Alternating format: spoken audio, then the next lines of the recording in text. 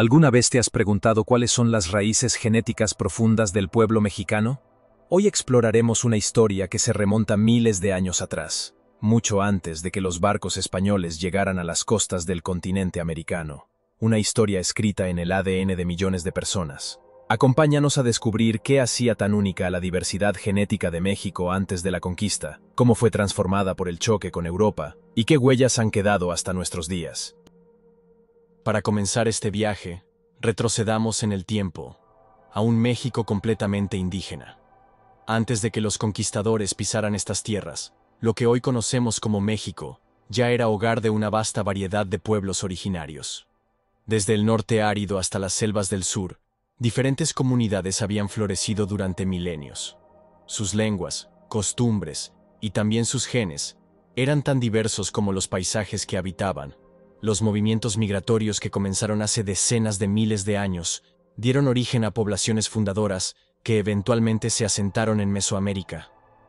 Así, surgieron culturas tan distintas como los mayas en la península de Yucatán, los nahuas en el altiplano central y muchas otras. Cada una desarrolló su propia firma genética, marcada por el aislamiento geográfico, el clima y sus modos de vida. Lo interesante es que estas diferencias genéticas muchas veces coincidían con barreras naturales o lingüísticas. En otras palabras, los pueblos que hablaban lenguas diferentes o vivían separados por montañas, ríos o selvas, también tenían ADN ligeramente distinto. El mapa genético prehispánico era, en sí mismo, un mosaico en constante evolución. Y, sin embargo, entre tanta variedad, había ciertos elementos en común. Por ejemplo, en el linaje paterno, el que se hereda de padre a hijo, predominaba un grupo genético conocido como haplogrupo Q, especialmente una rama llamada QM3. Este marcador aparece en altísimas proporciones dentro de muchas poblaciones indígenas de América y representa una conexión directa con los primeros humanos que llegaron desde Asia, cruzando el estrecho de Bering. También existían otras variantes menos frecuentes, como Q242, y, en casos aislados en el norte del país, CM217. En cuanto al linaje materno, el que se transmite de madre a hijos e hijas, pero solo las hijas continúan heredándolo, dominaban los haplogrupos A, B, C y D. Estos también se remontan a los primeros pobladores del continente, y su distribución variaba según la región.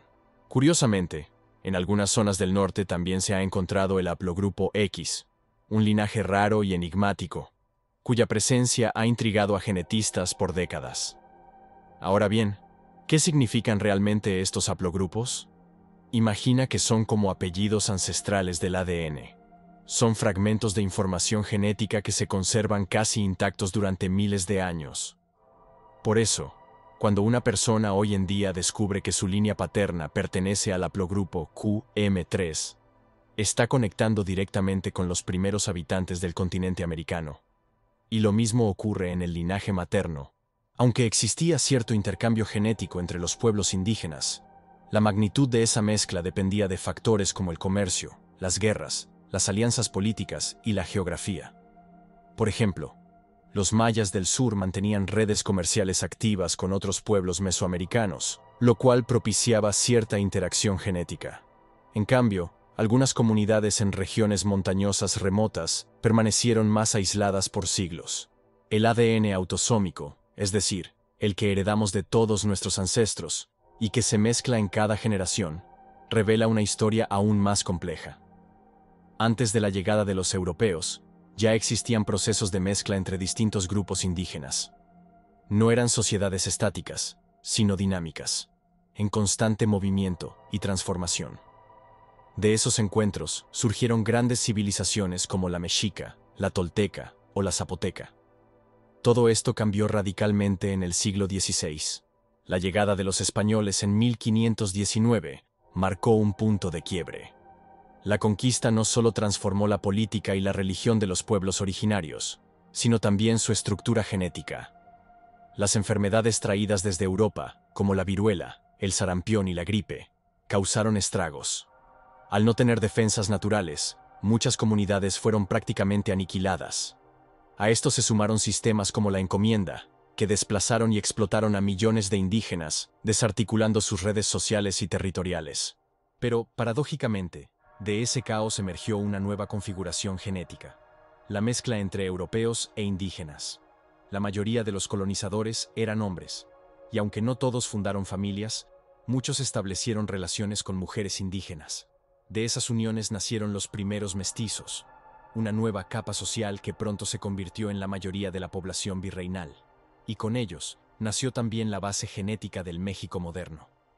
Genéticamente hablando, esto tuvo consecuencias muy marcadas. En el linaje paterno, empezaron a aparecer haplogrupos europeos, especialmente el R1b, común en España. También surgieron otros menos frecuentes, como los haplogrupos 1 y J, típicos de otras regiones europeas. En algunas partes de México, hasta el 75% de los linajes paternos actuales tienen origen europeo. En cambio, en el linaje materno, las cifras son muy distintas. Incluso hoy, entre el 85% y el 95% de los linajes maternos siguen siendo indígenas. Esto refleja un patrón histórico evidente. Los colonizadores fueron en su mayoría hombres que se mezclaron con mujeres nativas. Pero esa no fue la única influencia externa. Durante el periodo colonial, también llegaron personas de origen africano, especialmente esclavizados, que eran llevados a las regiones costeras para trabajar en plantaciones de azúcar o en tareas domésticas. Aunque no llegaron en la misma cantidad que en otras zonas de América, como el Caribe o Brasil, su huella genética también está presente. Los haplogrupos africanos en el ADN paterno, como el E1B1A, aparecen en pequeñas proporciones, entre el 2% y el 5%. En el lado materno, los haplogrupos del grupo L, de origen africano, también se detectan en un 1% a 3% de la población.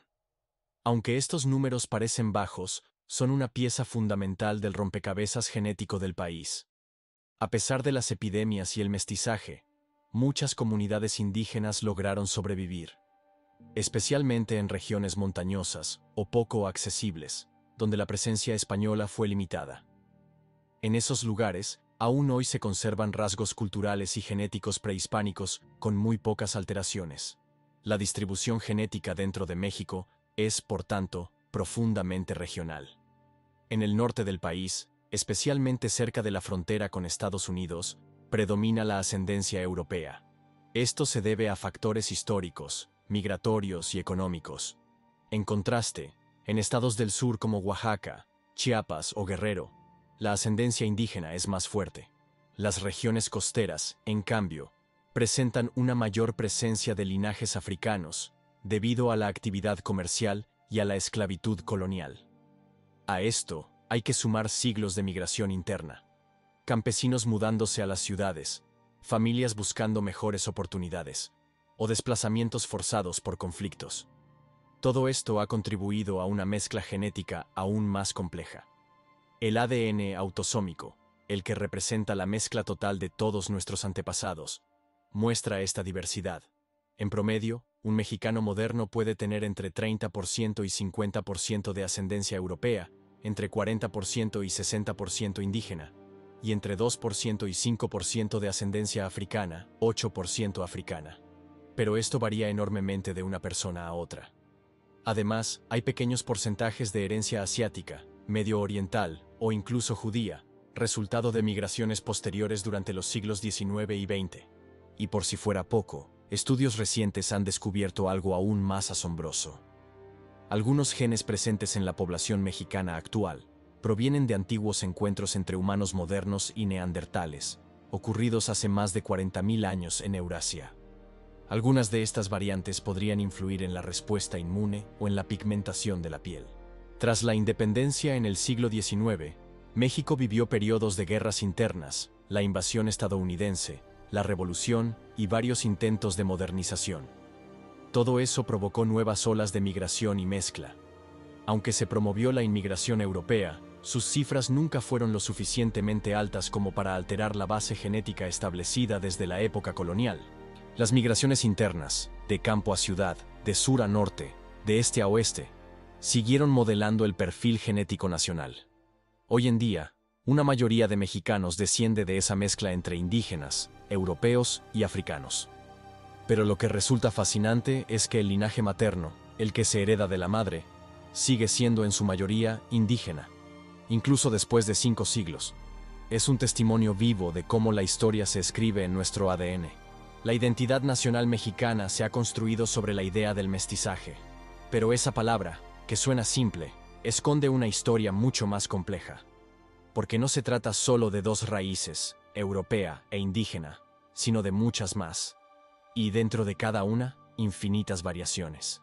Hoy, con el auge de los análisis genéticos caseros, cada vez más personas están descubriendo sus orígenes ocultos.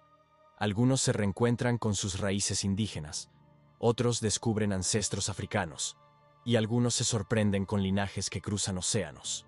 Así es como el pasado sigue vivo, no solo en los libros, sino en cada célula de nuestro cuerpo. Y si miramos con atención, veremos que la historia genética de México no es un caso aislado, sino parte de una narrativa humana universal.